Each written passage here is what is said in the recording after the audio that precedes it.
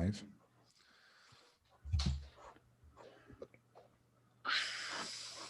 Oh, there it is. Okay. Oh, look at that big Zoom logo. Oh, wow, yeah. We are live, I think. I think we are live. So Muhammad ad-Din is here. Sharif is here. Wa alaikum salam, Sharif. If you're still here, then it's nice to see your face, your logo, your avatar. Oh, I can see there's a delay. Yeah, there'll be a little one. There'll be a little one.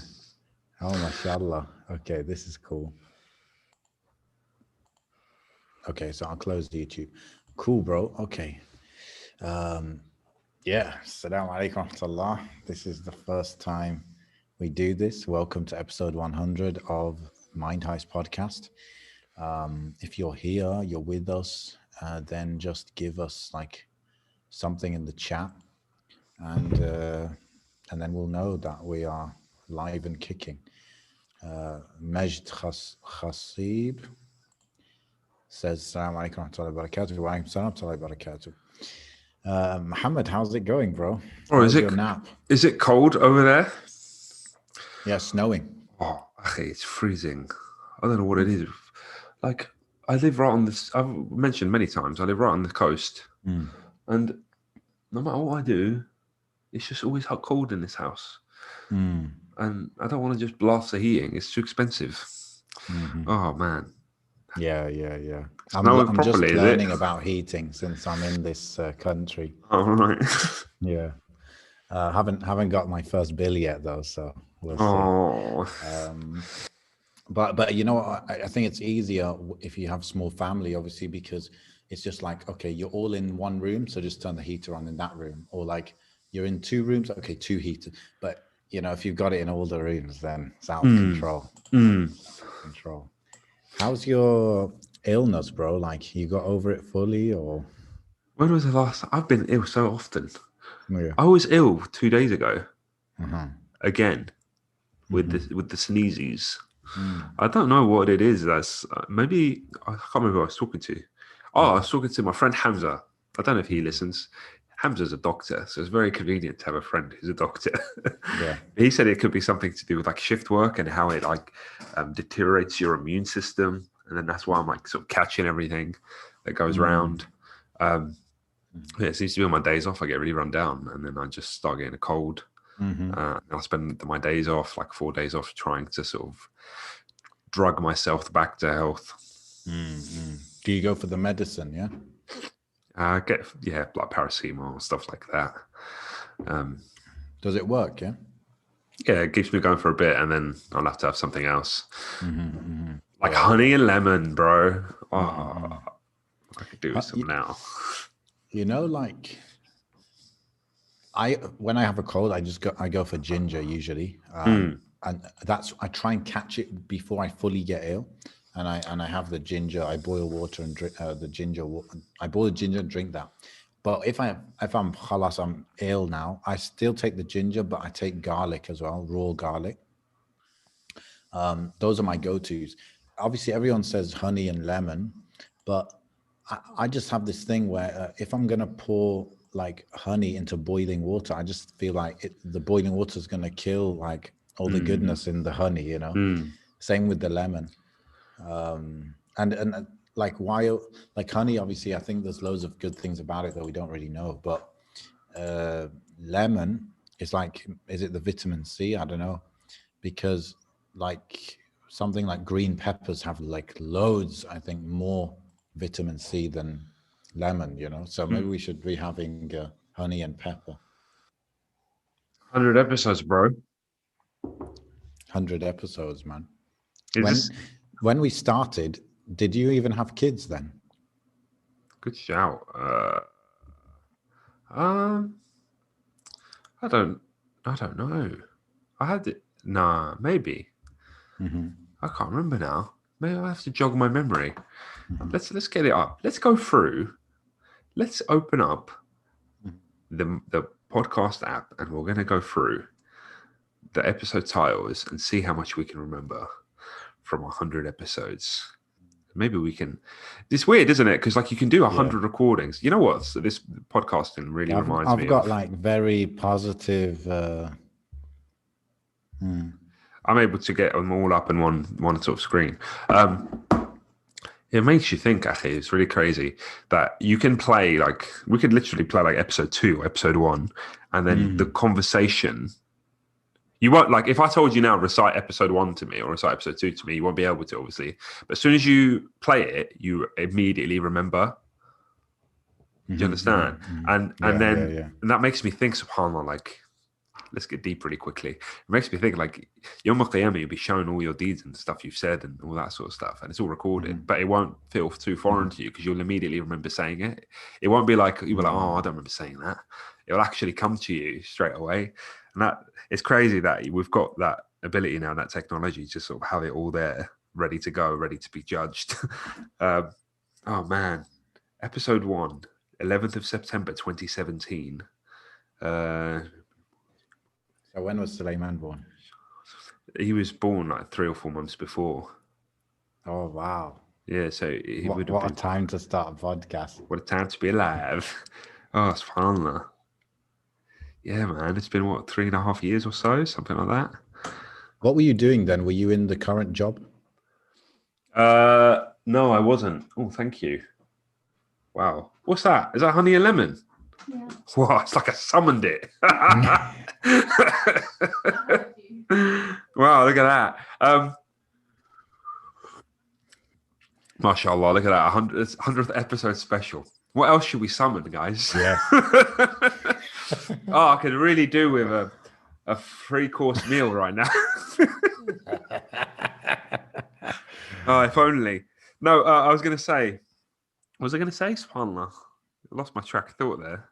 Yeah, what job were you in? I was in retail, bro. Yeah, I was in retail. Then, okay. I remember running around up in that stock room, and then we spoke on. We spoke. I used to have my phone on me all the time. I was able to text. I was able to listen to podcasts. That's when I was listening to most of my podcasts. I was working on my own.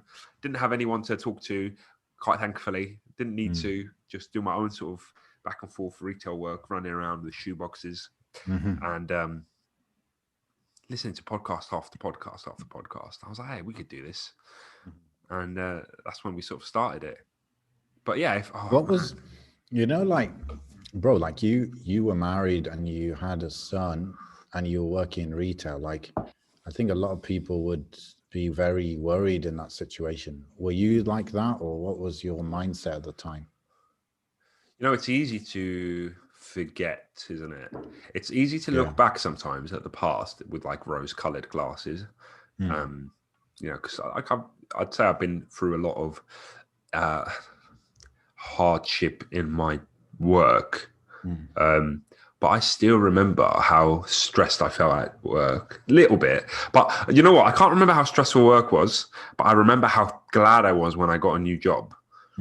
Like I remember getting that email saying, "Oh, I've got an interview, or whatever, or I've got the job, or whatever it was." Oh, I remember like doing sujood on the floor, bro, like there and then. And I remember how happy I was back then. And then that feeling came back at my second role, like in my second job. And I remember the same feeling of like being super stressed out and stuff, after a year or two. And now even in this role, I remember getting this role and I was like, oh, subhanAllah, yeah, great. And now even in this role, I'm getting the same thing. And sometimes you got to remember, this dunya isn't about being happy. In all honesty, it's not about reaching some promised sort of, it's really quite poignant, but it's not about reaching some sort of promised situation in your life. Because the way I look back at it, I've done throughout the podcast, I've had 3 different jobs, and at each of those stages in my life, I was very unhappy or at a very difficult time, or always thinking about something else or something better, etc. And I don't know if there is that real, like, even so I've got a new role, inshallah, that I will be starting soon, bi'idhnillah. Inshallah, great. And yes, it has its benefits and it has its practicalities. For example, I wouldn't be working shift work. I wouldn't be working night shifts, all that sort of stuff. But once again, I can envision something along that road. Yeah. Even now, I can hypothetically say, oh, actually, I might have to stop doing this sort of stuff that I don't want to do, or I wouldn't want. And that's what the dunya is, bro. The dunya is that. It's a bit of recompense at that will always be followed with some sort of hardship. Yes. And I was talking to someone the other day that I met. He's also in business, and I was saying to him, like, business is especially like that as well. Like you have a challenge in business, you work hard, you fix it, and then another one will just come up. And I guess a lot of us, we think there will be a time when there's no challenges, but actually it's better, if you're in business, it's better to just expect that there will always be some sort of challenge like that. And that's just part of existing. And if the day that you stop wrestling with those challenges and really like having that motivation to get your teeth sunk into them, then you'll probably flop at that time, man. Yeah. And like you're saying, that's life, bro. Like, it's all about perspective, I guess. Like, it's all growth. Like, even last year, if we listen back to the episode as well, I was talking about this role that I'm in now and how difficult it was and how much anxiety it was giving me. And I look back today, that was giving me anxiety before. I just seem to get on with it now. Like, it's still there in the shallows, but I'm just like, right, let's just do it, and I'll do it, and then I'll, and I see that as growth, and I see that as some sort of achievement. It's still uncomfortable, but no progress is ever comfortable. No progress that means anything is ever comfortable. Yeah. May Allah bless you, bro, in the new role, and make it something really beneficial for yourself, your family, and for your health.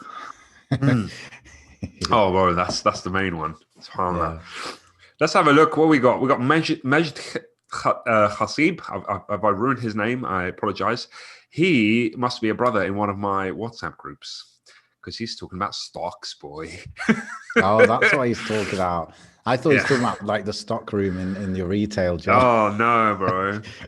Yeah. So I have maybe you can join one day, Amin, because you've been somewhat interested in stocks. Yeah, I think so, bro. You'll find me in there soon enough. We've got about 60 brothers. We just talk a lot of nonsense, right? It's very lighthearted. And you know what? I even on Muslim Twitter recently, I've been looking, and it's the new thing to do now. Really, invest in money. It used to be, someone wrote something like, oh, Muslim Twitter used to be about marriage, and now all it is about stocks. Do you know what? I'd rather that than the alternative. But it could just be that the demographic that we are has sort of grown into something. Yeah, like married already, or given up on marriage. Yeah, exactly. I think marriage Twitter still very much exists. It's just not our not our generation, you know? Yeah. Oh, Majd says he comes in randomly with crypto. Oh, yeah. All these temptations, all these opportunities. And the problem is we're all so new, relatively new at all this, especially generally speaking, there's such a big wave of new investors and new people buying and selling the stock market. And they haven't actually experienced much downside. They haven't gone through me included, haven't been through a financial crash, haven't been through. Yeah. It's very easy to get carried away and be like, oh, everything's going well, everything's green every day. There was a time when making 10% on your investment in a year was seen as, oh, that's really good. Now 10% in a week is bad. It's so crazy. It's so crazy. But inshallah khair. May Allah allow us to do that which benefits us and keeps us away from the haram, bro. That's the main thing. Muhammad ad-Din says, didn't you start the podcast after your clothes line? I think it was more or less. I think I tried to bring back Pure XI at one point after it'd been gone for a while. And that was the sort of last breath because it was very difficult. That was then, let alone now, subhanAllah. I could bring it back now, probably, but it won't be. There'll be absolutely zero marketing. That's the main thing. I can buy and design stock and sell it. I just can't do photos. I can't advertise it. I can't. What about now? With the new role, maybe more regular schedule. You think? Possibly. I was very heavily relying on a social circle down in where I live to sort of help me with bits and pieces. like even a lot of the photos that you have are like me and my cousin would go Yeah, out yeah, and take yeah, photos. yeah. I haven't seen or sat with my cousin for like a year, and he Mm. lives in the same city as me. And I know it sounds bad, but it's just life gets in the way. And it's, two parts. It's not just me. It's I'd argue it's him as well. He's very distant, and we're all very distant. And COVID's come, we can't even see each other. And I take the rules quite seriously now. I haven't sat with my family in a month or two, which is really sad, but I haven't. My dad's ill, obviously. We spoke about that, and I don't want to risk him getting anything. And my son, I don't know if I mentioned. Did I mention Ilyas had COVID? Don't know if Yeah, I mentioned. you told me, but not on the podcast. Yeah, so my son, my Bro, it's youngest, been like a month since we did it an has, hasn't episode, it? man. Too Yeah. long. Well, a lot I'll has explain happened. later. I'll explain. Mm. Yeah, so he Yeah. had it. Yeah, it was very strange. He had symptoms. So I went to Juma, right? And I'm wearing Juma, and my wife texts me and she says she's a bit concerned about Ilyas's breathing, and the thing is theoretically he's been living in COVID since he was born. COVID was it was March last year, so he's kind of no, not March, sorry, subhanallah. He was born January last year, but March is when the sort of lockdown kind of happened, wasn't it? So yeah, he had bronchitis at some point. And this time round, she called 111 while I was at Juma, and I came out of Juma to find out that they sent an ambulance to the house, and I was, oh my god, this escalated quickly. So I got home as quick as I could to look after Suleiman, and then she went with the ambulance, and the paramedics were like, oh, he's got a bit of a temperature, and he's breathing's quite difficult. You should probably tell your husband to isolate this, basically saying, oh, it might be COVID. Then they got to the hospital. They were there for like 6 hours or whatever, but nobody in the hospital wanted to say COVID, like nobody at all. Everyone was like, oh, he's got bronchitis again. Oh, we'll just monitor him. Oh, we're not going to test him unless he stays over in the night. Okay, fine, whatever. Yeah. They eventually discharged him because he perked up. And then, and then I was like, oh, well, this doesn't really help because with my job, if someone's got symptoms, I have to isolate, but that means I have to get them tested so I know for sure whether I can go back. So I went and got him tested, and then I started getting, this was the next day, I started getting the sneezes again. Even though that's not a typical symptom, I was like, oh, I'm a bit concerned. Now I'm getting ill. Got tested with him, and then at the midnight of the following day, he comes back positive and I came back negative, and I was so confused. I was like, how would he have got it? He's, 11 months old or whatever he was at that time. Where does he go that we don't go? I mean, didn't you give it to him? Well, it's either one of us was carrying it and we weren't aware. Yeah, exactly. Which can happen. Or, it just, Allah alim, I can't really hypothesize. But because of that, I was systematically off of work for like a month because I took some annual leave. Then I came back for 2 days, and then I was off for like another 2 weeks because of part of your plan. Oh yeah, actually. And now that I've got the contact tracing app, which I didn't realize that my work takes very seriously, I'm just waiting for that notification to tell me I have to isolate again, so that I can responsibly stay off work responsibly with the encouragement and the authority of the NHS. I can say, sorry, boss, I have to stay at home.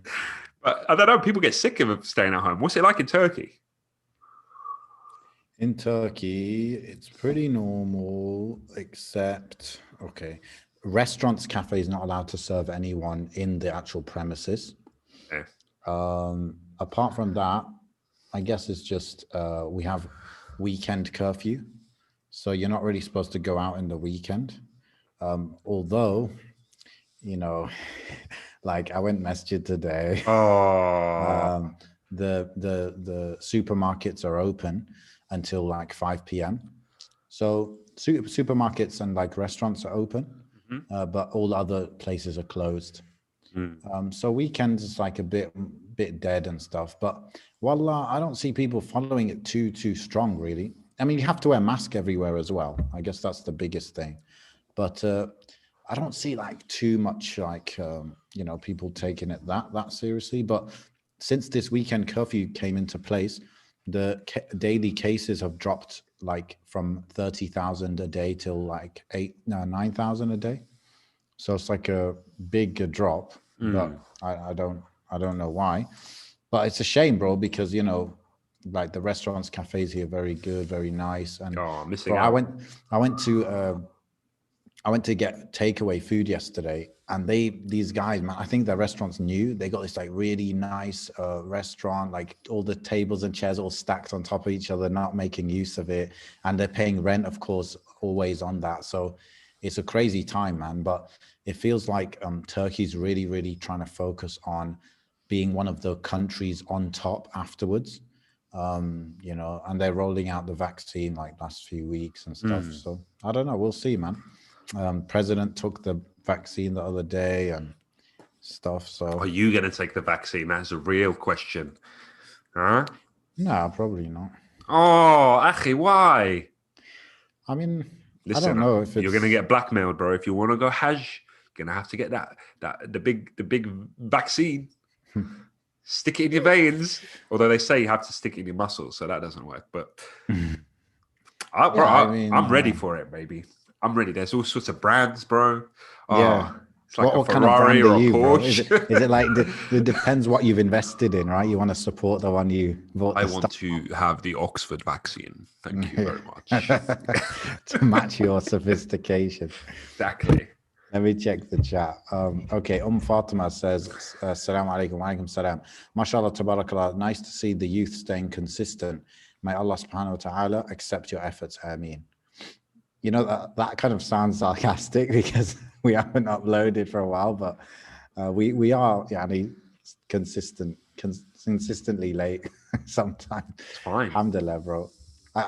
The thing is, bro, once you don't upload for like 2 weeks, then 3 and 4 and 5 weeks doesn't feel too different, does it? But listen, it's all about, sometimes you need to give your mind the time to have content to talk about, give time for the Mind Heist, bro. Look, I've got the Mind Heist thingy up on the board. Yeah, mashallah. That's right. What took 4 weeks to get ready. Oh man, you have to really nail it properly. I mean, you've also got you got the new webcam, right? Mashallah. Oh yes, I did get this. Yeah, because I thought it's about time, considering I was using some ancient laptop that was really giving up on me. Yeah. I do need a new screen though, because I'm not going to show you, but if I touch this screen, it just collapses. So I'm trying to be as still as possible. Wow. Okay. It's so wobbly. I don't know what happened to it. So we're getting there. I need a bit of a tripod because I'm using a bunch of books to rest the microphone on. Slow and steady wins the race. Maybe by episode 200, I'll have a tripod.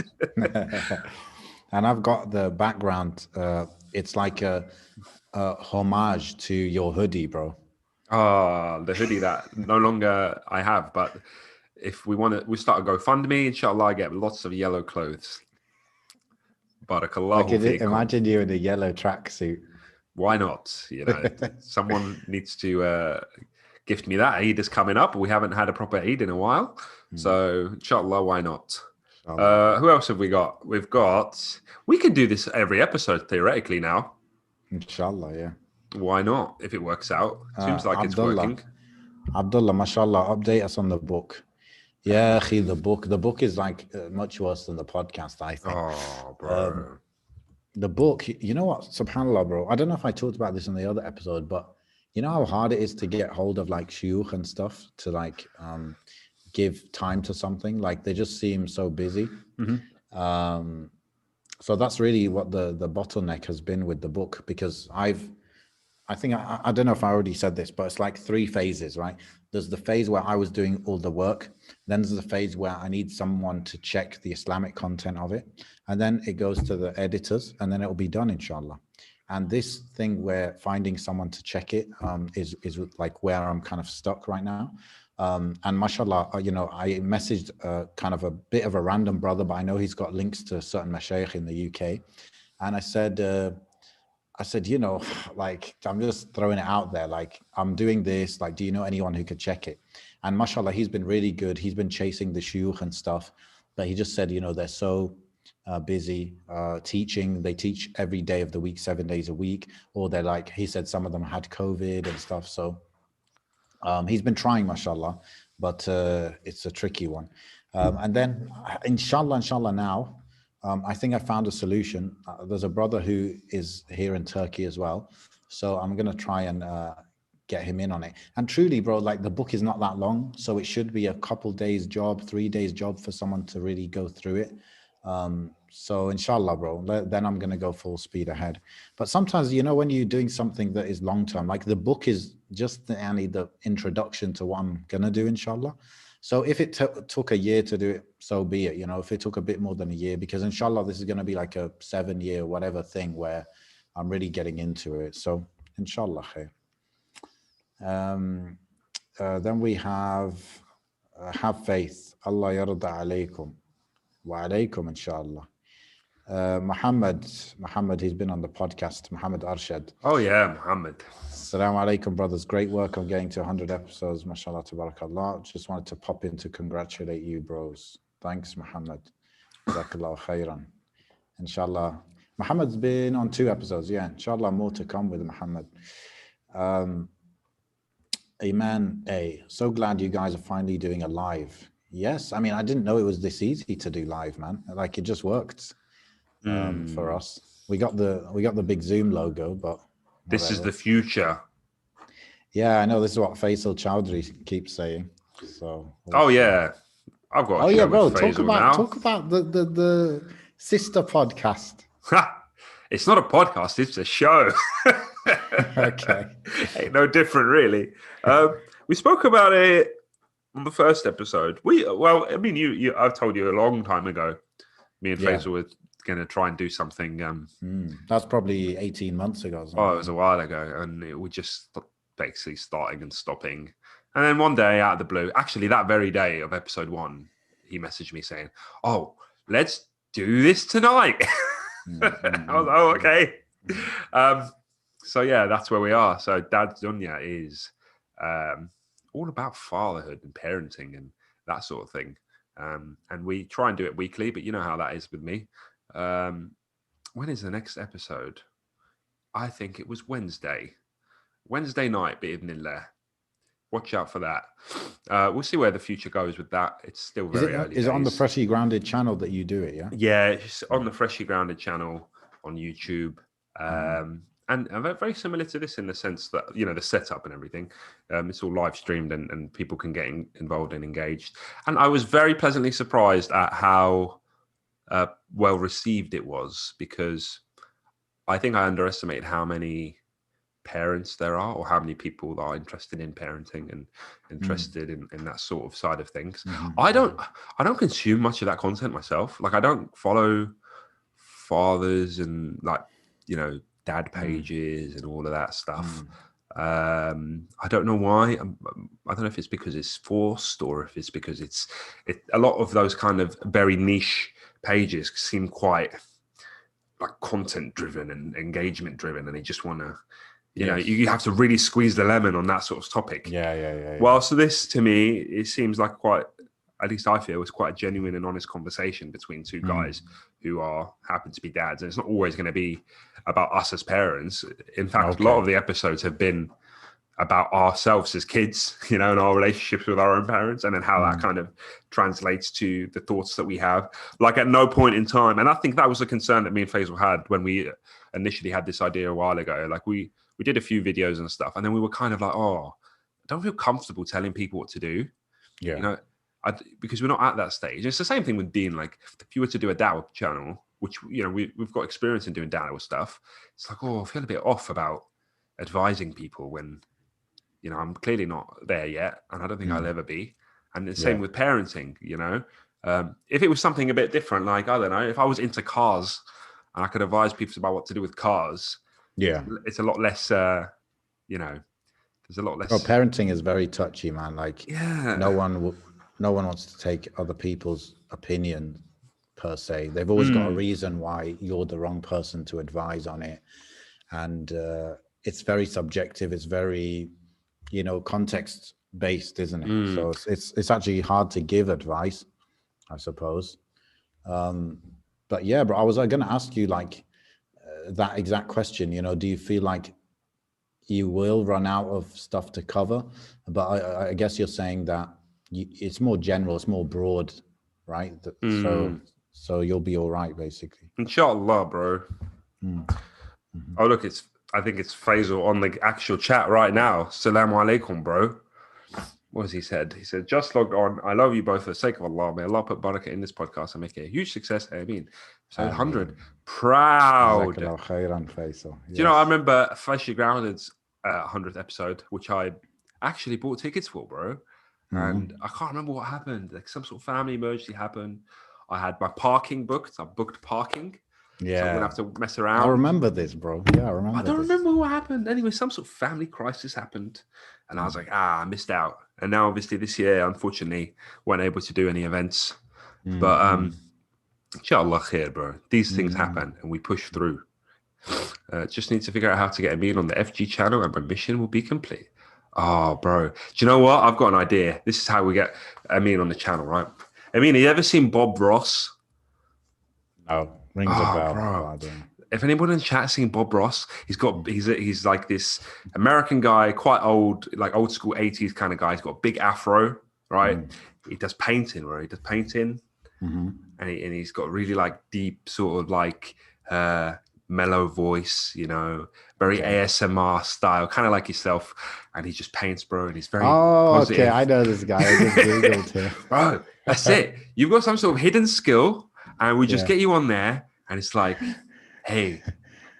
Okay, I can imagine, bro. Even though I think I've watched this before. He's like, so now you just really want to like paint it like that, bro. That's it. That's all they need. See, that's enough. Everyone's going to be really excited. Oh, you know what? You know the funny thing is though, is I've been on your channel, Faisal. I was on Freshly Grounded. Maybe he means more of a permanent position, like again? Yeah, like again every week again.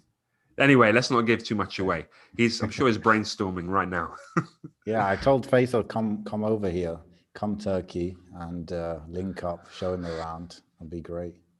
Allah, why not? Okay, Amuna says, may Allah bless this podcast, one of my favorites, Allahumma barik, and bless the brothers behind it. Ameen, wa iyaakum, and your family and everyone. May Allah put barakah in your lives, your actions, your time, and your deeds. May Allah accept them from you. Great. Muhammad Adid says, new webcam so we can see the Noor in Muhammad's face. Oh no, it's a ring light. It's a little ring light on the webcam. That's all it is. That's bro. Noor, bro. I mean, Noor. Alhamdulillah. Alhamdulillah. Yeah, thanks, Faisal, for the comments. Kaya, Assalamu alaikum. I mean, what have you learned since moving to Turkey? Oh, this is a little bit of Turkish. A long discussion, bro. I learned bir, iki, üç, dört, beş. I can count. All I know is Kardash. They spell it S or sh, whatever. So Kardesh, I don't know. But yeah, I learned, for example, my brother, Kardeshim, they add im at the end. Kardeshim. Or my, what they do in Turkish, they get the noun and then they just add stuff at the end of it. So they get really long words. So like my brothers, okay, so now you want to make it plural, it's kardeşlerim. So my brothers, brother, then plural, then my. So you have to wait till the end of the sentence to know that you're saying my. Okay. Yeah. Or like if you want to say, the verb is always at the end as well. So you have to wait till the end of the sentence to know the sentence. Verb. Oh, not the word. Yeah. So like if you say, I want, I don't know, what's your favorite Turkish food, bro? Pide. Okay. You say, pide istiyorum. I want, pide I want. So it's at the end. So it's a bit weird. But I don't know many verbs yet, man. I just know like nouns or whatever, and I just like throw them at people. But one thing I've learned, right, is I think the Turks, they kind of are very, what's the word? Isolated from the rest of the world. So they know themselves, they know their people, they know their language.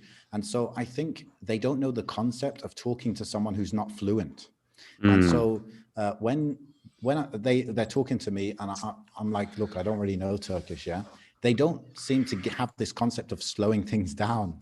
They just like talk full speed. I'm like, okay, I'm trying to get like just words and they just go full speed, bro. I don't know why, but this is my theory, Annie. It's because they don't really know anyone who's not fluent in their language, maybe, or yeah. But it's a funny language. It's very different to Arabic and English, I would say, even though there are plenty of Arabic words in Turkish, but the structure is quite different, I think. Are But you in inshallah, that sort of like? Are you in that sort of like Arab sort of area at the moment? yes, yes. Oh, okay, cool. Yeah, so like, I guess if you go into a shop or restaurant, there's about a 50% chance that you'll have an Arabic speaker there. Yeah. Okay. Yeah.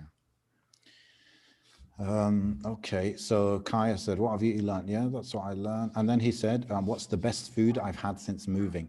Well, you know, I haven't eaten out that much. And the restaurants, you know, because they're all closed, it's all takeaway. So I don't know, bro. I think I told you about this, Kaya. I had lahmacun and it was spicy. It was spicy, and then it had that pomegranate syrup thing they put and nuts. So that was like interesting. It was like spicy and sweet. Yeah, and I had what else? You don't look very impressed, bro. Well, I don't look impressed. Yeah, it looks like you're missing a tagine, bro.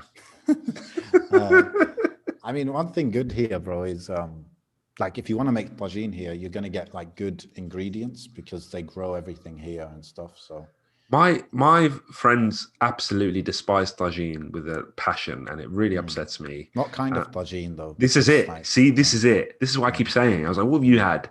They won't tell me what they've had. They've had some like fake tourist food. Oh no, I love that, bro. That's amazing. Too sweet. No, God, everybody's a hater. SubhanAllah. My mum makes some amazing hamburger barqoq, bro. I'm absolutely amazing. I honestly, I appreciate it. I appreciate like the idea. Especially with the almonds. I like the theory. But too sweet, bro. So sweet. No, it's amazing. It's amazing. So Kaya, I'll probably update you on that later, bro, because I haven't eaten too much out. Anissa says, congratulations on 100 episodes. Thank you.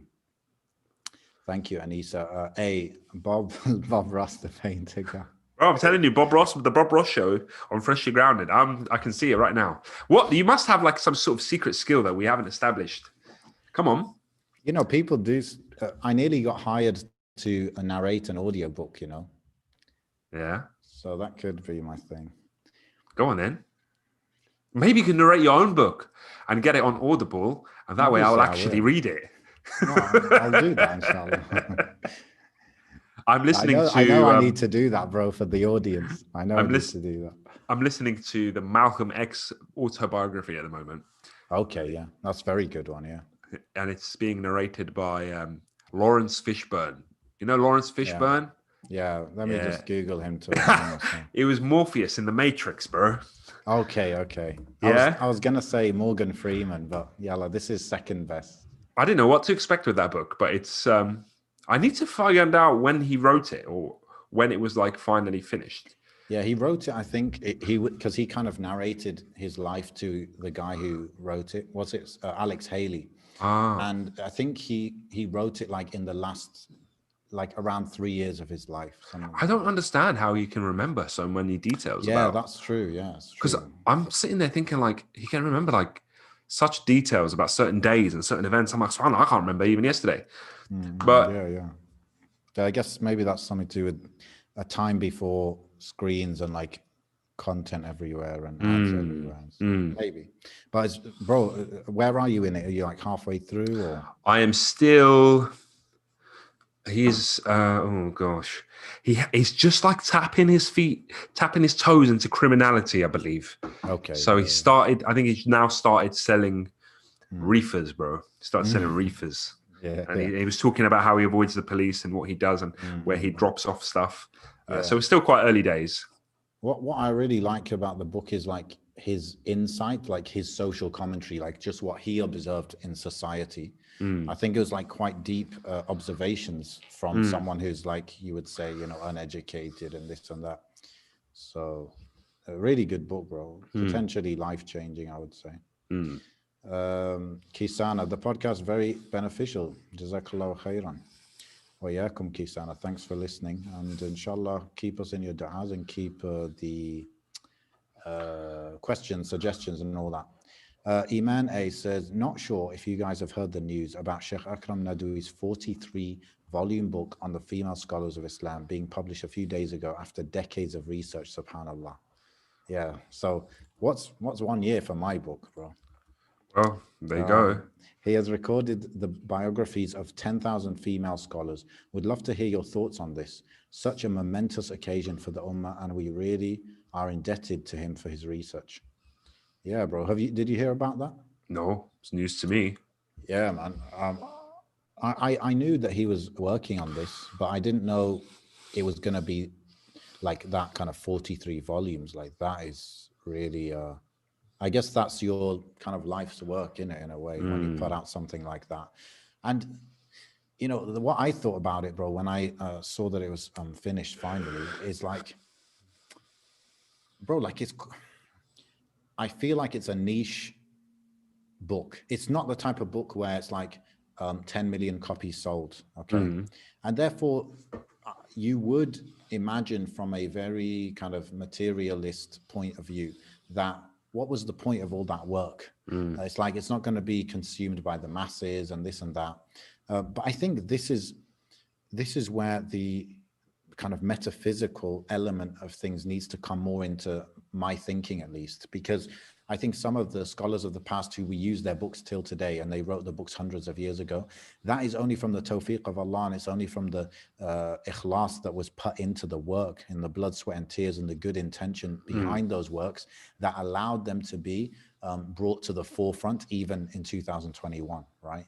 So when you see someone like, you know, Sheikh Akram, he's put decades of his life into writing something like this, and then he comes out with it, and you think like, okay, because it's not just about female scholars of Islam, it's about muhaddithat, those involved in the hadith science. So it's like very specific, right? And it's probably, I don't know, but it's something that scholars would read, you know, not the layman. And you think, wow, like, you know, you put all the time into that, something so specific. But wallah, we don't know, yani. It could benefit someone that goes on to then have that mass effect. It's not always so direct, you know. I mean, the benefit that we give, it's not so direct. Even if you think of like example, yani, is a lot of Ibn Taymiyyah's works. Apparently, they were not really compiled anywhere until like just 50 years ago, 50, 60 years ago. They were kind of lost. So imagine, like, he wrote them, I think, approximately 800 years ago, 800, 700 years ago. And only now, like, they're being appreciated. So, wallah, yani, whatever Allah wants will happen, man. Like, you never know, man. And yeah, like, even I was thinking, you know, like, PhD, you know, people like, I've done master's degree, so sometimes, especially like the Algerian ammos, they tell me, you know, do a PhD and stuff, and I'm not really interested at all. But I find PhD and research is like sometimes so vague, so it's not vague but abstract. It's like, how am I going to have like a, you know, a real impact in the world by just being in my office and writing? But well, if you find, for example, the fathers of liberalism, they were those kind of people. They were like just philosophers and stuff, and they triggered something. So, I think generally what I take from it is we need to be more patient. We need to do what's right, even if it doesn't seem like we'll have that direct impact, but just do what's right, do what's needed, rather than what's needed in sometime in history, rather sometime in the future, rather than thinking what's needed like just next year, you know what I mean? So yeah, that's what I was thinking when I wrote when I was writing my book, is this needs to exist. And yeah, like, it might be more appreciated in 10 years, or it might be appreciated today, but like, it just needs to exist, like something which is more like a manual for men to reflect on what their role is in the world, you know. So thanks for that, Iman. Yeah, and there's so many scholars like that, bro, who've written these works and we don't know about them. And يعني, there's reward in that, even if it's not like famous, you know. Vanessa Phillips, congratulations on 100 episodes. Thank you, Vanessa. Kaya, the pomegranate syrup hits different, bro. Yes, yes, it hits different. I had it in a falafel sandwich the other day. Very nice. How's Turkey for raising a young family? I mean, Turkey is a very big country, mashallah, like 85 million people, and it's also a big country physically. So it depends where. There are some areas where, you know, the kind of secularists are like very, very strong. But the majority of the country, I think, is quite conservative. And yani, the religiosity is going to be, yani, I think it's always hard to judge religiosity, really. So it's hard to judge that. But, you know, I think, considering yani, what they've been through, they're quite, you know, still attached to their religion, walillah alhamd. Even if sometimes it's just symbolically and this and that. But yeah, and it seems good for raising a young family, but really depends on the details. Really depends on the details. But you can ask me more about Turkey if you're interested. Yasmin, how do you feel about Suleiman starting school? My daughter will also be starting in September 2021, inshallah, and super nervous. Oh, is this your Suleiman or mine? No, yours, I think. I assume it is mine. I'm not worried. Like, I think my wife's a bit concerned. I don't know. I feel like everyone can be worried, right? But we've all gone through it. You know, I went to school. I was fine. My wife went to school. She was all right. I think I accept that things go wrong sometimes. I accept that there's bad days. I've learned to accept that you can't get everything right. You know, he's going to have days where he's just upset. He's going to have days where he gets bullied. He's going to have days where he might bully someone. You know, that's just, he's going to have days where he's going to have issues with the teachers, or the teachers are going to have issues with him, and all that sort of stuff. And it's all part of the process. As long as we can have some sort of foundational grounding at home and the relationship continues and we're transparent with our communication with him, and, you know, what we believe in and what's right and what's wrong, etc. Because I was very highly influenced by what my family told me was right and wrong, in combination with whatever the school told me was right or wrong. However, my family would always supersede that. Like, you know, when it was like, oh, don't eat the bacon flavored crisps at school. Yeah. Okay. Don't go anywhere near it. And that worked for me, you know, even up until like teenagehood. I remember like loads of people were up to no good, and I just I wasn't interested in that. So if I can sort of mimic that element of my upbringing, things should be fine. But also, I'd like to think that we're young enough to sort of catch on when things are a bit off. You know, we should be able to pick up on signs and signals and whatever. Especially now that I'm out there, bro. I'm out there on the prowl every day, akhi. I catch my family slipping. I catch anybody slipping. But yeah, bro. No, inshallah khair. Inshallah khair. I'm, you know, you can be worried. If your worry is very, very, you're very, very concerned. I've got people that I know that are, you know, considering homeschooling and all of that sort of stuff. I'm sure you're probably considering homeschooling and that. And it's still there. It's still an option. If it really gets to that point where I'm like, oh, I don't like this, then there's nothing wrong with, you know, taking them out. And I think it's probably beneficial having some sort of an initial platform or initial base. If you were to and take them out in the future and do it yourself. But yeah, sometimes these are just the cards that we're dealt with, you know. I think the difficulty with homeschooling for me is that's what intimidates me, is because it's never been done before in my family. I haven't got a blueprint that I can really trust, because this is something really important. This is your child's future, you know. And I could easily say, oh, I'm going to do the homeschooling thing, but then not really do it the way it should be done, not put my 100% into it. And then I've just jeopardized. Like, you only get one shot at education, really, you know, in their early years. Yes, they can grow up and educate themselves in many different fields, but yourself as a parent, you've only got really one shot to make sure their education is up to scratch, and you don't want to YOLO it into a weird experiment. You know, the experiments are for the other children, not your firstborn. Got to get the first one right. Yeah. But Now, yeah, is he going in this year, or he already went in last year? I've put an application in, Okay, so this year. which I think is this year. I haven't heard anything. Yeah, I was a bit concerned because a lot of the schools in our area, although initially, and I mentioned this on thingy on the FG, although subhanallah, although I thought maybe Christian schools, with the championing the Christian values would be beneficial in the long run. I've realized that with the increase of secular secular sort of studies, secular schools, and very liberal sort of schools, like in your face liberalism schools, Yeah. the Christian schools have also risen in their championing of Christian and British values to the point where even that's intimidating now, so it's not like I remember it being not so in your face before. Like there was a Christian school or a Catholic school that I knew of when I was growing up down here, and it wasn't very in your face. It was kind of like, yeah, we have values, whatever.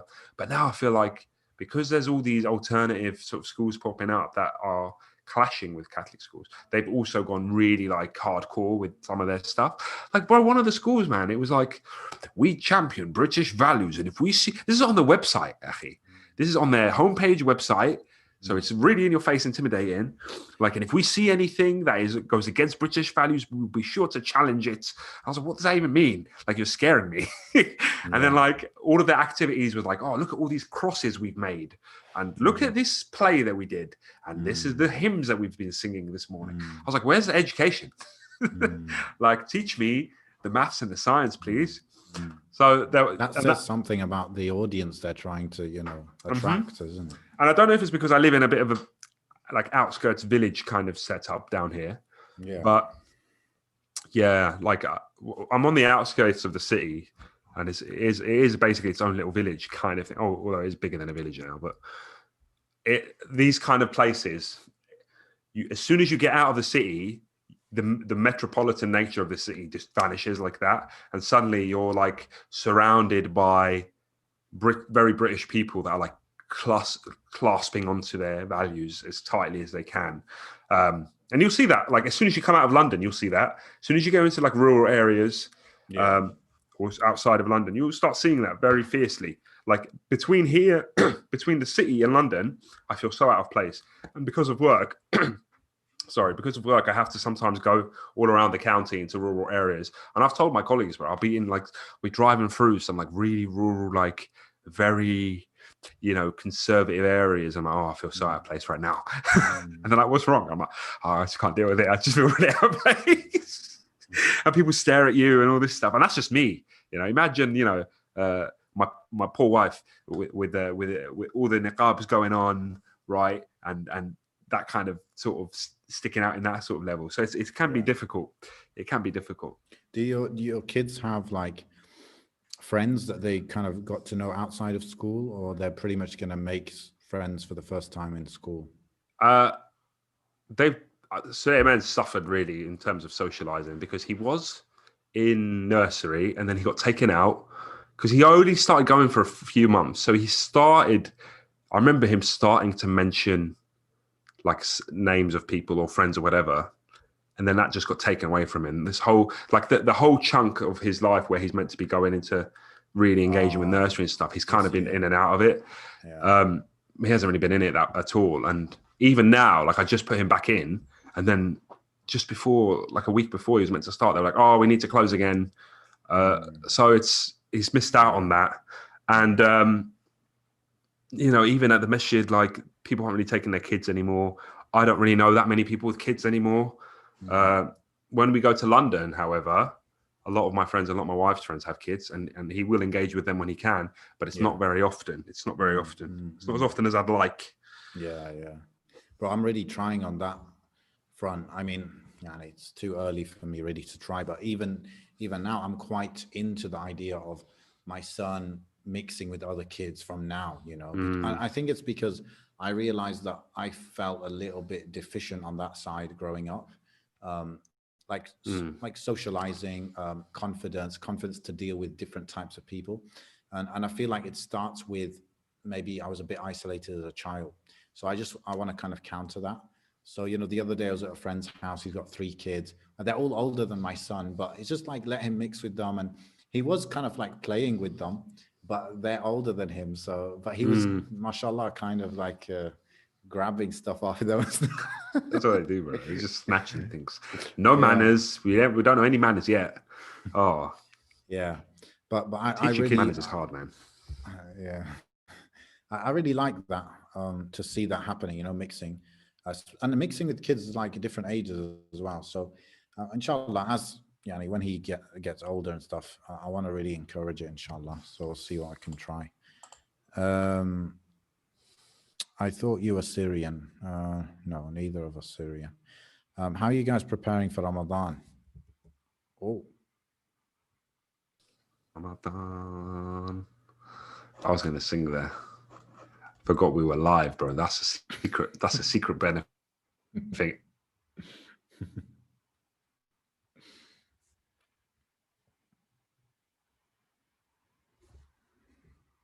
damn, bro.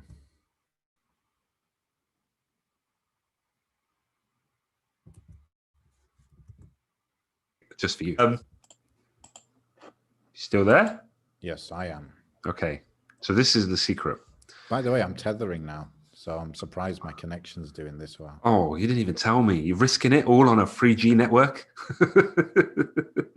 4G. Oh, subhanAllah. Anyway, I was going to say, the secret, right? You make a lot of dua, right? Keep dua always. Anything you have an issue with, you have to conversate with Allah subhanahu wa ta'ala. You make Allah your companion throughout your day, right? Now, it's difficult when you have a day engaging with people all the time, but those moments where there's little moments, even when you're on your own, you walk into a room or walk into another office or go in somewhere, whatever, or go into the kitchen, whatever. Those little moments are moments between you and Allah. Not just when you're praying, but any moment where you're alone. And those are the times to make that. Your adhkar, your morning and evening adhkar, right? So your adhkar after Fajr and your adhkar after Asr. So between Fajr and the sunrise, and between Asr and Maghrib. And if you don't know your adhkar, there's plenty of apps. I use this particular app, which is very nice. It's called Hisni, bro. One of the best apps ever when it comes to du'as and stuff. Look, I can't really show it to you very well. Is my screen mirrored? Is that mirrored? It's good. I can read it. Yeah. Well, there's bedtime, there's morning, there's evening, there's like when you go home, there's purification, there's going to the masjid. You click one, there's a prayer. Oh God, no. You click one and you just start swiping for all the du'as. Right. Before you know it, you would have memorized them because you do them every day. How do you spell it? Hisni, it is Hisnii. And you can even set alarms, so it will remind you to do particular ones at particular times. Okay. It's full of loads, and you can favorite them, and I use it every single day. Yeah, it's so practical. Very good. To the point where, like I said, if you do anything every day, you'll just automatically memorize it without really realizing. But I still like to use the app every day. What was that? Was that the last thing? Oh, and the third and final thing is charity, bro. And doesn't have to be, never ever has to be big amounts, as long as it's just frequent, And I've learned that those 3 things, Akhi, are like, they have been for me like an absolute shield of protection every single day. I started really doing this about a year ago, or maybe a bit more, when I was starting to find work really, really difficult. And this is the great thing about hardship. When you get in hardship, you really get close to Allah subhanahu wa ta'ala, because that's your only sort of way out. And then I realized, Akhi, like, I was doing this with the intention of protection and with the intention of shielding and making the day be easy and get through the day, right? And now it's almost like, I do it and I know it's guaranteed. I will do it and I know, right, I make my dua, whatever's going to happen today, guaranteed safety. Like, I'm going to get through it, and some of the ahadith that are mentioned, the Prophet ﷺ speaks about them as protection, the morning and evening adhkar as protection. One of the hadiths there is, let me get it up, sorry. One of the morning and evening ones is, because it will say, bit of exegesis on it. So it will say, so for example, one of them is Bismillah alladhi la yadurru ma'a ismi shay'un fil ardi wala fis sama'i wa huwa as-sami'ul 'alim. And you say that 3 times. And the Prophet ﷺ said about that in Sahih Tirmidhi. He said, no servant says every morning and every evening that particular dua, except that nothing will harm him, right? And I fully believe that with all conviction. Like I've had challenges thrown at me. I've had things that I would never believe I'd be able to manage, and I've just managed them.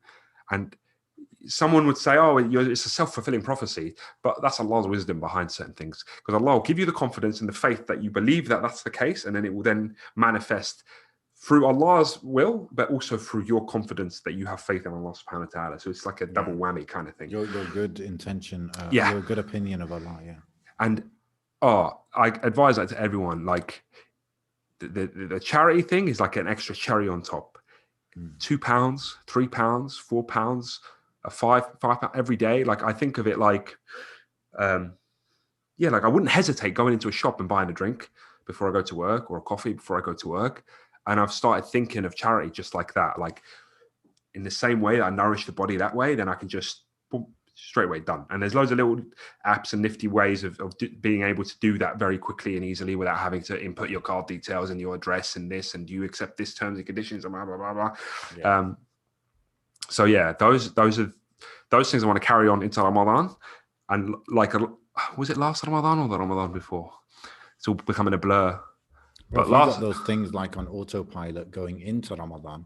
Obviously, the reward for those is just going to multiply in Ramadan, and you're going to have a really good foundation to begin with, isn't it? And this is it for what I'm trying to do now is literally have the Quran on like all the time. So yeah, I'd listen to audiobooks and stuff, but like I will try and allocate I'll allocate time for audiobooks. But with Quran, I won't allocate time. I'll just have it all the time. Do you understand what I mean? So any possible time, I'll have it on. And the reason being is I'm convinced that if I can just put like let's say a particular surah, all right, let's say Surah Maryam, right? I want to memorize all of Surah Maryam. So if I just have that on all the time, I will just memorize it even subconsciously without really thinking too much about it. Especially, if you've got, and the one thing I like is to just put different reciters on, like rotate that, so that I'm not stuck on one particular mode, one particular style, and it's familiar to me, and that's not because I'm not saying that's the thing to do generally, but I'm just saying that's what's working for me, and that's what's like I'm trying to get in there, get ahead with that because of the lifestyle that I live. What about you? Are you preparing at all? Let's guilt trip each other. Well, it's a bit of an awkward question because, like, we could say, I'm not doing anything. Or we could say, oh, I'm doing this and that, and I'm great. So I don't know how to answer it really, but I would say I have not been focused on it really. I mean, my whole life's been a bit weird last month, and that's why I haven't done the podcast, because I'm in a new country and all of that. I just think there are certain things like fasting, which is good to get in the habit of, especially, the month before Ramadan. The Prophet ﷺ used to fast a lot. I think there was a hadith of someone saying the Prophet ﷺ never used to fast in any month more than in Shawwal. Is it Shawwal? Yeah. So there's fasting. But I think your approach, bro, like what you said, that's like the thing to do, which is you should have a foundation already in place before entering Ramadan, and then you just maybe pick up the pace on some of those things. Like some people, they read a juz of Quran every day anyway.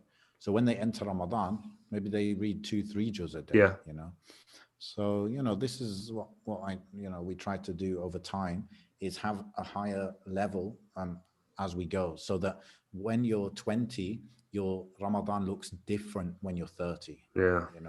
That's like the goal. That's why I try and imagine myself like, okay, like in the next 5-10 years, what is my daily ibadah gonna be like the same level? Like, Mm, come on, like even if that's why I'm talking in 10-year things, because if you increase it just a little bit each every 3 months or whatever it is, then come on, in 10 years, you know, if Allah gives you those years to mm, live, you're gonna get better, not mm. stagnant. And I think, I don't know, but I think for me at least, like many years of my life, my Ramadan has been the same as last one, you know, Yeah. and that's not good enough. But it's hard to like keep having better Ramadans if in between Ramadan you're not really doing much, isn't it?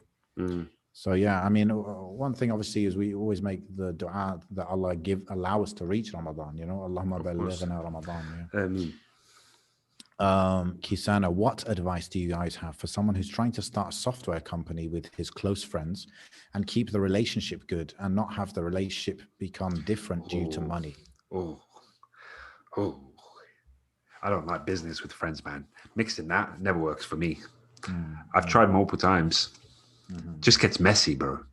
You know, because it's rare that you have friends that are reliable quotations. You know, like you let your friends off at a lot of things. You know, Yes, that's true. and then when it's like, oh, now we're business, now we're talking business. Well, I can't do that anymore because then it's just going to flop. You know, I'm doing you favors. We can't do each other favors all the time. Yeah, This is a different relationship now. Do you think, bro, it's like it's something actually missing from our average friendships where like this is my opinion, that as Muslim brothers, when we're friends with each other, we should actually be holding each other accountable to a certain level, you know, where it's like, you know, I don't know, bro, like, oh, haven't seen you in a message recently, or Yeah. this or that, or like, come on, bro, like the way you're talking to your wife on the phone wasn't really right, or you know, stuff, whatever it is. I think there should be an element of that in our friendships, like as Muslims, we should be benefiting each other basically.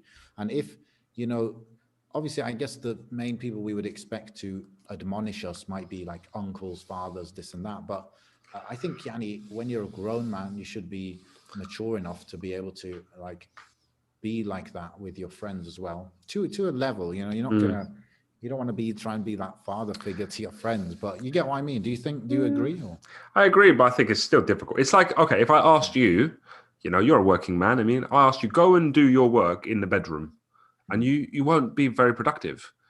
You probably, unless your bedroom is where your office is, but you won't be very productive. You know, it's like asking anyone to do work at home. It's very difficult because they haven't associated that location with work. However, if you go to the library to do your work, and that's what you associate the library with, or an office, because that's what you associate office with. You know, I remember I had some, like now we've got training sometimes. We have to do training at home on like Zoom. Actually, I got that Zoom on my phone, got my headphones in, the webcam is off, the microphone is off, you're and on the sofa. I'm just chilling, bro. And then, so then eventually, like within 2 hours, someone will like notify me, answer some question. I'll be like, yeah, and I'll give my best shot, and that'll be it. But you're not in that zone. You're not, you know, you haven't associated that person with business. You've associated them with friendship and socializing and chilling out and stuff. And to suddenly switch that is very difficult for both minds to accept.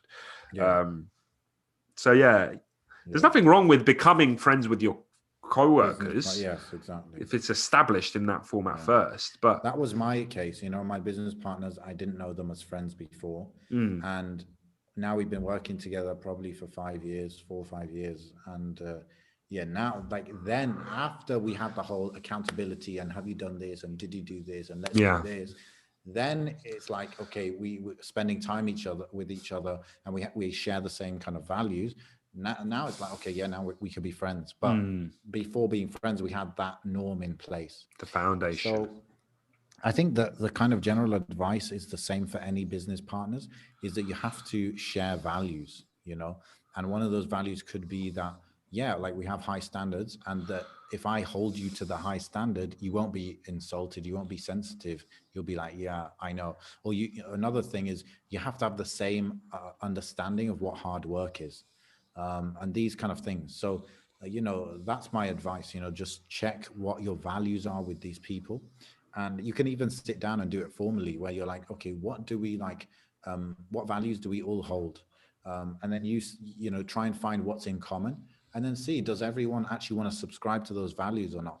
If they don't, then it's going to be difficult to work with each other, you know. And I think maybe the number one reason that me and my partners have been able to work together for this long is because we have the same or similar understanding of what hard work is. And also we're on the same page when it comes to like being like organized and methodical and like data driven and stuff. These are two things, right? The way we work is similar, and our understanding of what hard work means is similar. I've been in other businesses where the understanding of hard work was not the same. And I think sometimes it's funny, you see like there's a difference between different generations in terms of what they understand hard work to be. So keep that in mind. And yeah, that's what I would say. When you say and other aspects of starting a software company, I mean, just general thing I'll tell you is sell the software before you make it. Don't make anything unless like a basic MVP before selling it. Sell. Oh, If you look at can't those, sell it, then look at those code words. You've lost 29% of the audience there. Control Alt Delicht. That's a funny name, bro. Do you know who Delicht is? No. It's some I think he's Dutch football player. So it's like Control Alt Delicht. Hi guys, DZ. I guess that's an emoji. My name's Amin as well. No, it's Diz, bro. It's Diz for Zaire. Yeah. You said emoji. Actually, these are your people. No, I'm assuming it's an emoji, but I can't see it because it's on my laptop. No, because he says my name is Amin as well as a Diz. And Diz. So and he's Algerian and he's Amin. Yeah, So I got that. Okay, sorry. I didn't want to shame you in front of your people. Yeah, marhaba bik. Savage. I don't know what the Savage is about. It's not like Muslim Pro, is it? Your app that you're trying to get us onto. The data collection. Bro. Actually, data is key. All these people in the chat, I'm memorizing their names. Yeah. By the way, Control Alt Delicht, your comments are getting flagged as potential spam. I don't know what you've been doing on other live streams. No. SA says, my favorite podcast. Congratulations, Jazakallah khairan, for your efforts. Can you do more of Ask Amin? Oh, those videos I used to do. Damn. I doubt it. I think it's too pretentious for someone of my age and experience to be answering those questions. But I answer business questions, but you have to join my program for that. But yeah, we answer questions here, Yanni, in email and Curious Cat stuff. So we do it through the podcast, I suppose. Yeah, we've got maybe we'll do them next episode, inshallah. Yeah, I mean, I think we dried up on comments, so we could. I think there was one that what's his name, Rashid, put through. We could deal with that one. Go for it. If I remember it correctly, I mean, might as well open it. Okay, I'll just be a few seconds. Man like Rashid. See, as I had a little nap for like 10 minutes. See how perky I am. Yes, 10, 15 minutes. I woke up very late to the podcast. With 5 minutes to go. Didn't even realize I fell asleep. By the way, bro, we got this email, interesting one. It's like a month old. Basically, I think it's a Muslim version of Patreon. Oh. Myupholders.com, which is still under development, but they kind of invited us over there. So that's pretty interesting. Upholders. That's quite interesting. So Rashid says, Assalamu alaikum. Hope you're both well. Thanks again for uploading the podcast episodes so consistently still. SubhanAllah. He said that consistently, I mean, consistently. Yeah. Just a quick query, if you don't mind me asking. I've noticed that Amin doesn't talk much about his Irish side, whereas Akhi Tweet seems to regularly talk about both sides. You're Irish? Yeah. Any particular reason behind this? If it's a personal issue, feel free to ignore. Allah bless you all. Allah bless you, Rashid. Allah bless you and your family. And I don't know if you're married or not, but may Allah give you a righteous wife and many righteous children. Ameen Rabbil Alameen. Why don't I mention Irish? I've never been to Ireland. I've never been to Ireland. I've been to Northern Ireland and not an island, which is ridiculous, but it's true. I've never been to Ireland. I don't know much of my Irish family. Like I only know the more closer ones, and I don't know. I didn't really grow up having like a proper relationship with them. I suppose like a decently close one because they're not Muslim. Maybe that's part of the reason. And I don't know. I think I didn't really see them too often. So that's part of the reason. And you got to remember, like my mom who's Irish, even she is a bit distant from her Irish side because you've got, it's like any immigrant situation. You've got the family in Ireland and then you've got those who immigrated to the UK. And, my mom wasn't too much in touch with the people, the family in Ireland. So now it's just those in the UK and they are very few. So I just don't really not in touch with them and haven't met most of them. And I guess maybe I think I mentioned this before. I think there was a point in my life where, to simplify things, I just started to identify as Algerian, and I just kind of kept it simple that way. So that's probably also played into why I talk more about the Algerian side. Um, so yeah, but I think it's quite cool to be Irish, to be honest, compared to many other like European countries. If you look at Ireland, they're usually on the right side of things when it comes to Palestine or when it comes to um, these countries that sometimes get bullied. They sometimes stand up to on the right side of oppression, if you like. And the Irish, I feel like the Irish sometimes they have characteristics that like um, kind of like underdog mentality, or I don't know. And they're very nice, I think, though I've never been there. You're just But trying to big up Ireland. You don't know anything about them. Like, I yeah, must know they some made some stuff. good political decisions this one time. Oh. um, Project no, Island, but bro. We're gonna I am serious, bro. Like get you up to they speed, are inshallah. one of the cooler countries in Europe, I think. But yeah, inshallah, someday I might go over there. Inshallah. Yeah, bro, you've got to do it for your kids, man. The lineage, man, needs to be preserved. Like, I recently found out that I'm probably not even Arab at all. You know, Is that possible to like be certain of? um, actually, I don't know about my mum's side of the family, but like our village sort of in Tunisia, they all came from the south. Yeah. So, and the south is like the further south you go, the more desert it is, and the more native they're going to be. Nomad Yeah, kind of and tribes. I think So you're like Tuareg, basically. possibly, and I think they've obviously, unlike my wife's family, who's very in touch with the sort of the native North African cultures, because that's what they identify as, that's what they speak as. They speak those languages and stuff, so they're very clearly not of Arab origin. Yeah. I think with us, we probably just forgot it along the way, and like we just assumed it. We haven't tracked that lineage, so it's quite of a shame, really. But yeah, um, I thought like those who are not like don't have any Arab in them, like in North Africa, I thought they're quite aware of that and they kind of know that yes, I am from this heritage, and they differentiate themselves from the Arabs when they're like pure, pure, if you know what I mean. well, I think if my grandparents was like my grandfathers, if both my grandfathers, my mum's dad and my dad's dad, were still alive, and I spoke to them about it, I think they'd be way more aware, and I'd be able to ask them. But I never met my dad, my dad's dad, and because of that, I don't know if my dad had the opportunity to ever ask him about it, because he kind of left that nest quite young and went around Europe and stuff. And maybe, I don't know, maybe didn't pique his interest at that age. But he told me, and yeah, he told me what he knew. And that's the kind of the inclination that we're getting there. We never really were from that neck of the woods. But it always annoys me. Like, I can only ever go back a few generations. And then after that, it's all forgotten. Like, there's people, bro, that have lived their entire lives again and again and again, had all sorts of life challenges, life, crises, and good news and bad news and celebrations and sadness and all this life experience after many generations and generations and generations, just like we're having right now, that have led up to me and you but their lives are completely forgotten and erased from our history. You know, it's crazy.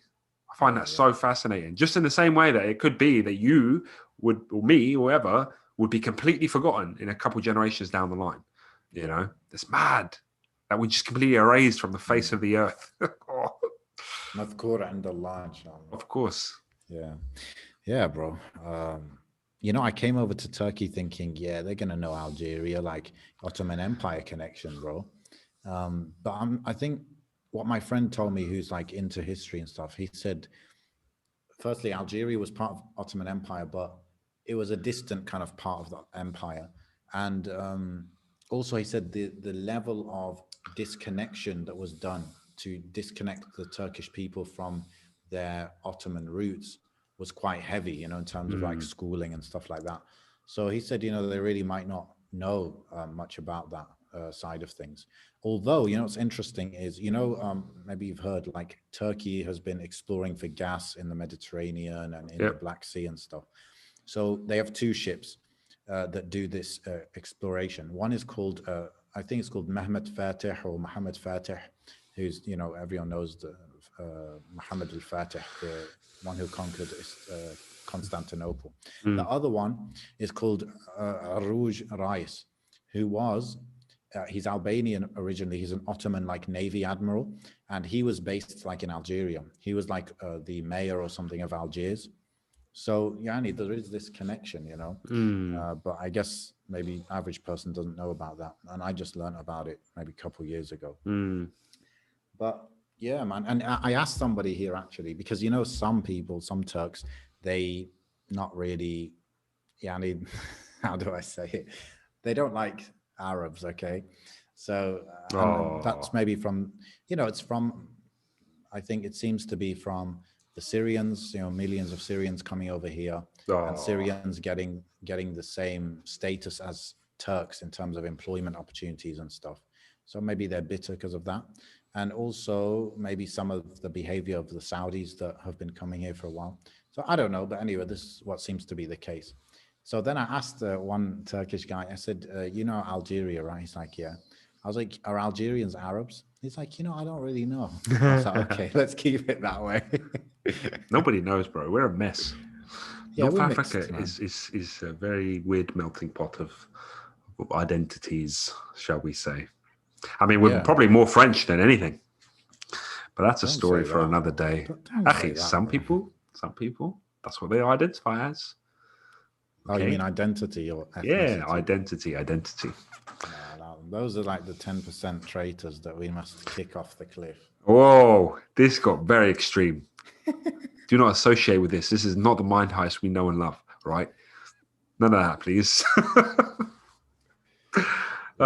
Someone has asked, are you from Larash? My mother is. Beautiful. Damn, how did they get that right? Don't know. Beautiful town. How do you say that, by the way? Larash. Oh, Larash. Okay. What does that come from? Arasha? It comes from like, I thought it came from like nests. Oh no, I'm thinking of the Tunisian village I'm from. It could be. No. Nest is Al-Ash. Yeah, because in Tunisia, we're from a little village that isn't even on the map called Al-Ashashiyya, which is like nests, because that's where it was before we all built walls and started separating land and all this other stuff, and we got political. We used to be one family, and we used to have open plan, sort of big, you know, you could see people's houses without any walls and stuff. And then actually the dunya got in people's hearts. People started building walls and fences, and this is my land and this is their land. Don't get away from my land, bro. You got neighbors that they go out in the night, bro, and if my mum is listening, she'll be laughing at this. They go out in the night, akhi, and so they've still got like shuk, you know, like thorn bushes that separate land. What they'll do, they'll go around the outside of their bit. They'll plant some thingy there, and then they go inside their bit and cut inside, so that they're slowly edging their border and taking over people's land, bro. Bro, people do that all their lives, Akhi. There's people where we're from that's the whole life. Their whole life is just trying to, like, there's this one guy, may Allah bless him, Akhi, and may Allah forgive him.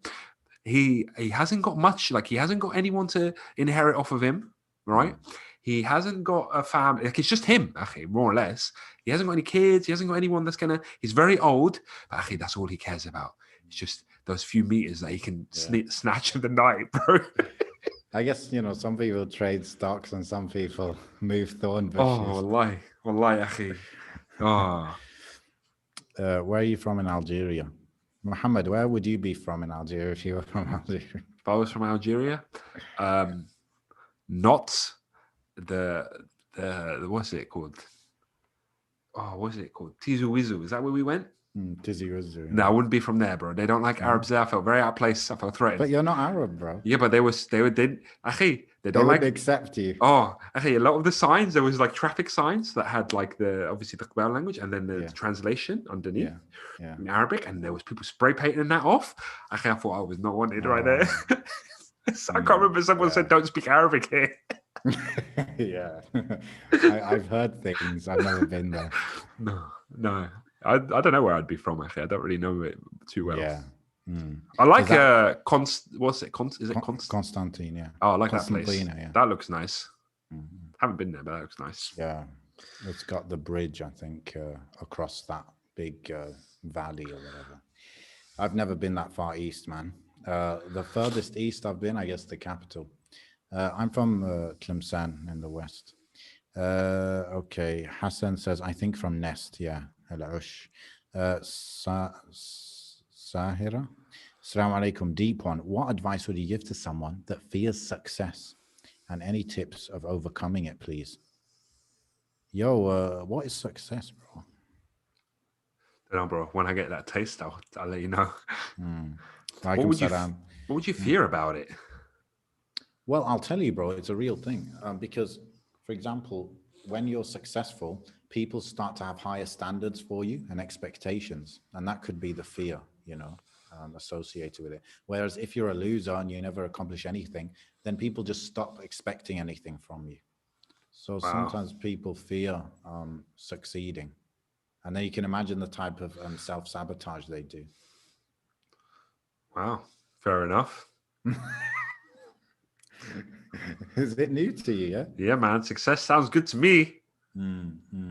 My only fear with success is it not being all that it's cracked up to be. But I've already accepted that long before. I've already accepted that there's always, success doesn't last. There's always going to be a new challenge.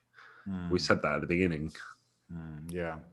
I think what I would say is everything comes in steps and phases, like especially success, whatever it is, it's going to come like in months and years, not in seconds and minutes. So if you, whatever you're fearing from the success, whether it's added responsibility or whatever, then it's not going to come, you're not going to wake up and have that weight on you.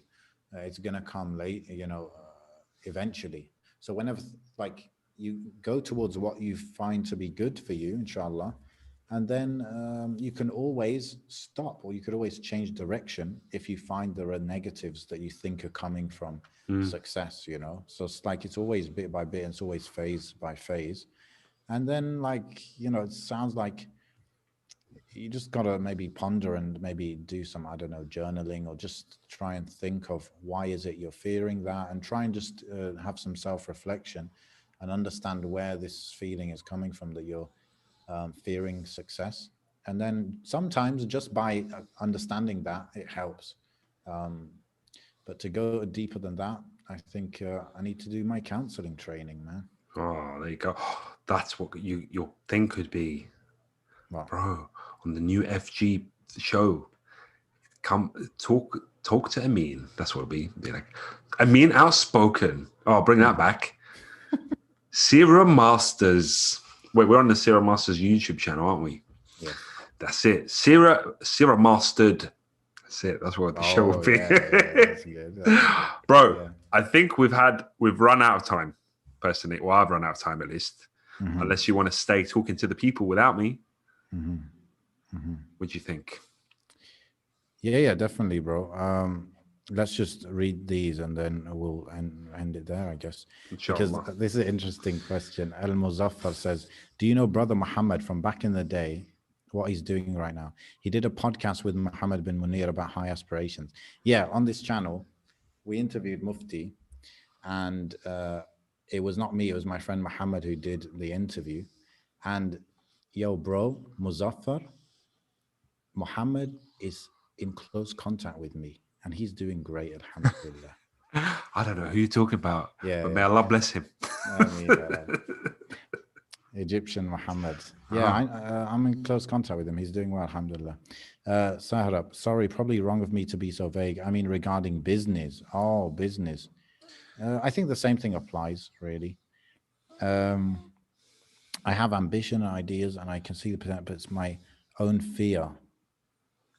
I haven't, and I can see, but it's my own fear. I think the same thing would apply. Like, just literally go step by step and follow something. You need someone to guide you, usually with business, in terms of not wasting your time on things that aren't important. But maybe if you send us an email with like more context and detail, we can cover it in another episode, inshallah. Yeah, bro. Yeah. Should we end it there then? بإذن الله تعالى. Yeah, bro. Alhamdulillah. Oh, Control Alt Delicht. He says, don't skip that masterclass quote. He put this quote, petit à petit, l'oiseau fait son nid. What's nid? Sorry, I don't know what that word means. Nid in English. I do not. No, I'm not going to. I refuse to speak French in this podcast. They've already colonized us before. I'm not colonizing the podcast, bro. Yes, I agree. And Mr. Algerian coming quoting, oh, Ni is nest. Okay. So his quote is, bit by bit, the bird makes their nest, makes his nest. Wow. Poignant. Yeah, I'm trying to think of like what does that mean exactly? I mean, I guess it means bit by bit, everything happens. It's 100 episodes, bro. That's what it is. 100 episodes, bro. Bit by bit, we got to the 100 episode milestone.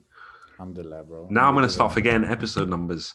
Be like, what episode we 460 something? I don't know. MashaAllah. Bro, there are very few. Let's just end with this, a bit of a reflection, bro. Like, how many Muslim, you could say, podcasts are out there with 100 episodes? Like, not that many, bro, right? No, I don't listen to any at all. We got Freshly Grounded, you got Mad Mamluks. And don't listen to them. I don't know any others, man. Don't listen to any podcasts anymore. Don't even listen. Faisal's not here anymore, is he? I don't even listen to Freshly Grounded anymore. Because I don't have time. All right? Sorry. I might do if I have time and there's like a guest. I'm like, oh yeah, I want to hear what they're talking about. But I'm all about the clips now. You know, give me 2-3 minutes. I just don't have the time. Don't have clip the time. Life, bro. Dad life. Hashtag clip life. But please listen to Mind Heist because that's great. Yeah. Some people have different situations, Akhi. You know, that's the way it is. Yes, definitely. Abdurrahman Yasser, salam. Alaikum salam to Allah. Okay, and with that, we end the epic. Did it feel epic? The epic, don't answer that question. I liked it. I thought it was good. Yeah. The live stream Mind Heist podcast, which I only started recording like 15 minutes into it. I forgot about recording for the audio version. I was going to ask you, but that means you're going to have to add 15 minutes of the audio. No. Where you have to do your voice and then my voice. I'll do the Bob Ross thing. Yeah. But you have to mimic me, okay? Because I'm too busy. So you have to reenact the first 15 minutes of this Mind Heist. Actually, can't you just rip the audio from the YouTube stream? Because YouTube would have recorded it. But then I have to use my data to download the YouTube stream, which it's taxing. I'll try and do it. Let me see if I can do it, inshallah. Inshallah, ya Rab. I heard rumors that Muhammad Hijab is copying Amin's hairstyle.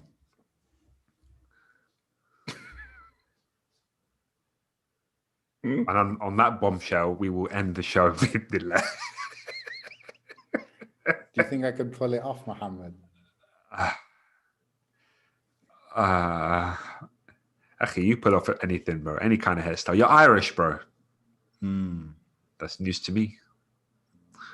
Okay. Okay. سبحانك اللهم وبحمدك أشهد أن لا إله إلا أنت أستغفرك وأتوب إليك. Assalamu alaikum wa rahmatullah. Catch us on mindheistpodcast.com for all your complaints. Now, how do I end this stream? Assalamu I don't alaikum. know. Bye bye. I clicked end stream. Bye bye. Assalamu alaikum. Oh, you've also got this still recording as well.